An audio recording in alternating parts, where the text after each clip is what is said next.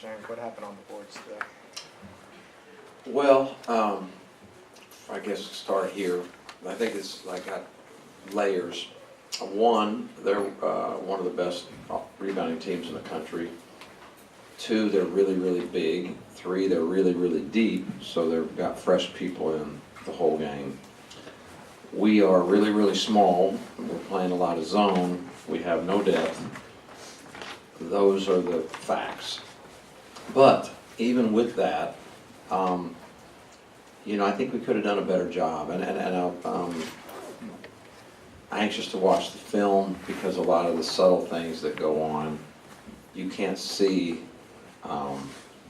in, you know, full speed in the middle of a game, whether the block out has got contact, whether there's throwing guys out or over the back or whatever, all that happens fast. And so I can't really comment on that, but I do know that it's not too tough to know that well, on one hand, you know, I'm kind of looking at this game two ways. Really thrilled with our effort, so proud that, I mean, we did so many good things, and guys are busting their tail, playing major minutes, 39, 39, 35, you know, that's not easy to do, and run around as hard as they got to run around and be outsized drastically. That takes incredible effort, and there's no way I could fault our effort. But did we play physically enough, or is it just a victim of the zone and our size and their wearing us down? I don't know yet, so I have to watch the film on that. But I will say, on the other hand of things, you know, I feel like, you know, a little better rebounding and a couple stretches offensively where I thought we kind of lost our poise, lost our, you know, we were playing pretty intelligently for a good while, and then right at a critical time when they kind of got it going, McDuffie got it going in a big way, and we had Ethan in foul trouble, so there was some matchup situations that were hard, and then they got away from us a little bit, but I thought there was enough time to still make up for it. Really still thought maybe had a chance to win the game, and made some, you know, three or four possessions in a row that were unlike us and not winning basketball, and then it stretched the lead to a point that now it's you know, you're playing from way behind and the clock's your enemy and all that. So really good on one hand, I mean, with what we got, what we were battling with, and really feel great about them. On the other hand, I go away from here just a little frustrated because I really think there was a game possibly that, you know, to win against a great team right here tonight. So I'm kind of mixed. Can you walk, what happened in the sequence that led to that technical foul? Pardon? What happened in the sequence that led to that technical foul? Probably me saying some really poor choice words probably was the biggest part leading to it. But for me, what was leading up to it is, you know, when you are smaller, and we're a lot smaller. I mean, come on, we were 5'10", 5'11", 6'3", 6'5" is our starting 1, 2, 4, okay? And theirs is, you know, 6'8", 6'8", 6'8", whatever, 6'7", at the 3, 6'5", and you know, we're really outsized, okay? That's just, you know, that's just what has happened with all the injury, okay? So that's a problem.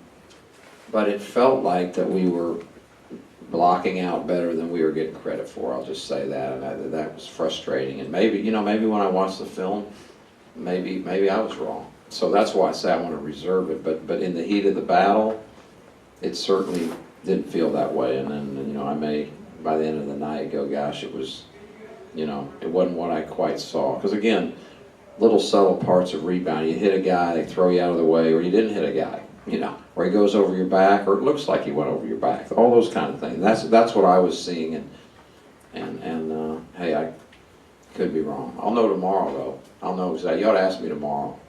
Then I'll know. 15 of your 23 field goals were three-pointers, and when you talk about how undersized your team is it still important to you to try to force the ball inside and get some inside or intermediate shots, or can you rely almost exclusively on the three?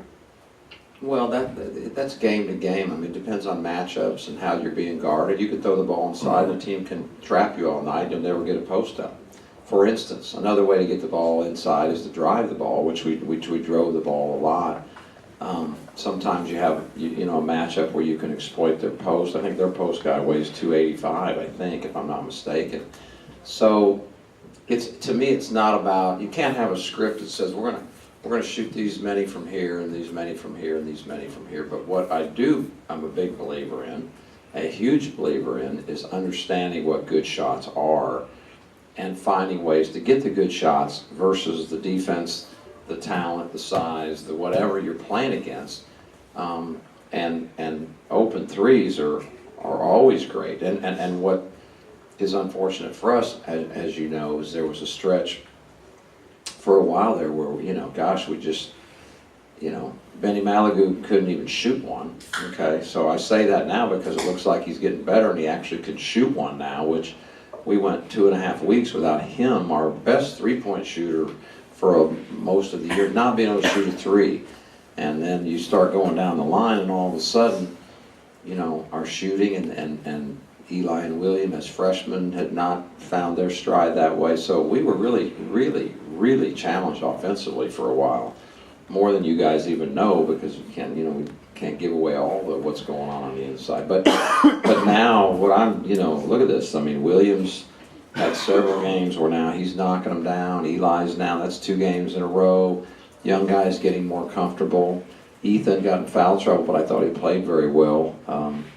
That's 3 freshmen playing out there out of our 7 guys, and they're knocking shots. And now Goo hits a couple, and of course Jamal's always a threat.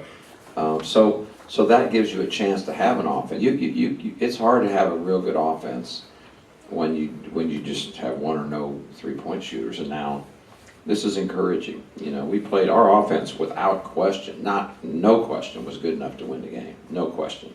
Even though we did have a few stretches where I wish we'd have been a little bit smarter, but stopping them is really hard. I wish we could have played more man, but between matchups issues and foul issues that happened, and then also depth,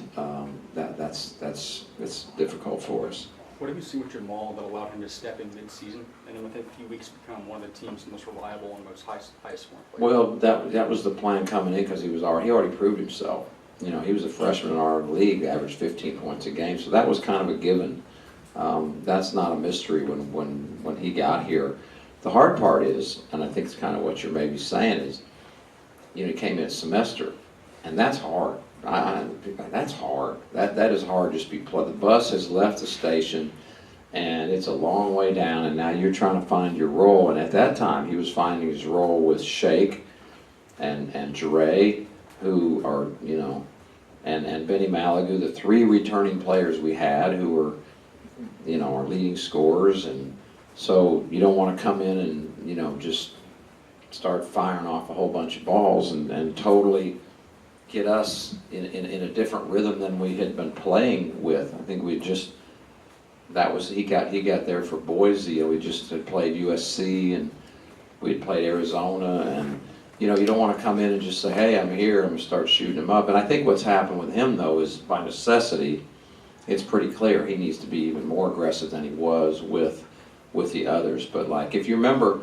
the Wichita State game and East Carolina game from before was the last time Shake and he played together, and you could see it coming. They both played really well at Wichita, and if I'm not mistaken, both played really well against East Carolina. So I could see them gelling, and unfortunately we lost Jure at Wichita, but it was gonna be a fun mix of those guys. But give him credit that now he's taken a little bit different role. Everybody knows, he's a heck of a weapon, and he's a very, very good offensive player. And you know what? He's playing better defense. He's playing hard. I'm really proud of him.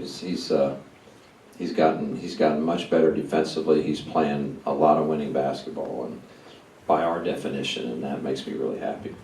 You beat Wichita State at their place when they were in the top 10, and they're outside the top 10 now, but not by much. So when McMurray hit that three at the end of the first half, what was the vibe like in the locker room at halftime, and what did you ask of your team in the second half? Well, it was great, you know, but we, you know, we talked about, we came here to win the game. I don't care how many guys we have, or who's hurt, or who's limping, or who's not able to play the rest of the year.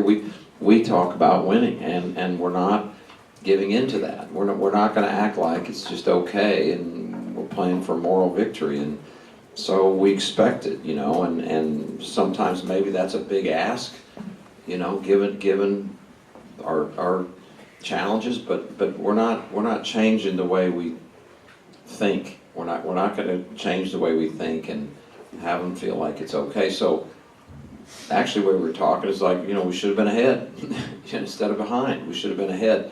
My concern at halftime, though, was how can it not be? You're playing a team that's bringing, 10 guys at you, rotating fresh, and we're not close to able to do that, and that wears you down. That wears you down, and that worried me. Our game at Houston was exactly that way. We 35 minutes we couldn't play better, and then you just, you know, can you finish with that same intensity? And that's a real challenge. But you know, we were talking at half that, hey, we can win this game exactly like we said before the game.